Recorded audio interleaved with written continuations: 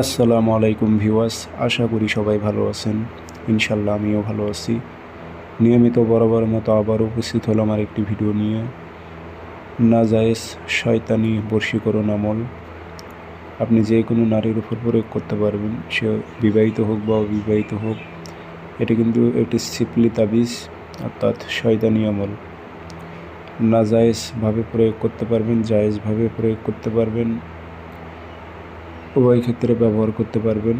আর এই কাজটি আপনি খুব সহজ নিয়ম, কাজটি কীভাবে করবেন বিস্তারিত বলে দেবো ভিডিওর মাঝে। ভিডিওটা সম্পূর্ণ দেখতে হবে, চ্যানেলটি অবশ্যই সাবস্ক্রাইব করে রাখবেন।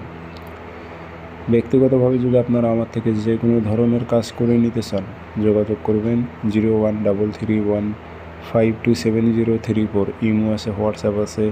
ইমো হোয়াটসঅ্যাপে কথা বলতে পারবেন, সরাসরি ফোন দিয়ে কথা বলতে পারবেন।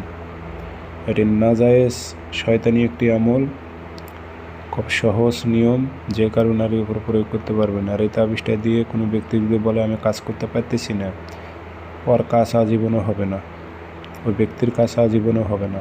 এগুলো সিম্পলি শয়তানি আমল। এই সহজ নিয়ম, এই সহজ তরিকায় যদি কাজ ওই ব্যক্তির দ্বারা না হয়, ওই ব্যক্তির না করাটাই উচিত। ওই ব্যক্তির দ্বারাই কোনো কিছু হবে না। এটি আপনাকে 7 দিন 7টা জ্বালাইতে হবে।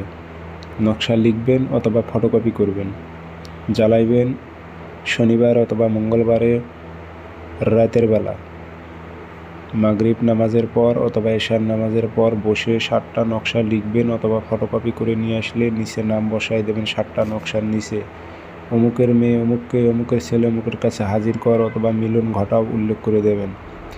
আগরবাতির ধোয়া দেবেন, আতর ভরাই দেবেন, দিয়ে সলিতা বানাইবেন সিগারেটের মতো। করার পর নিজের শরীরটা বন্ধ করে নেবেন। ওই টাইমে একটা মোমবাতির আগুনে সলিতা আগুনে জ্বালাই দেবেন।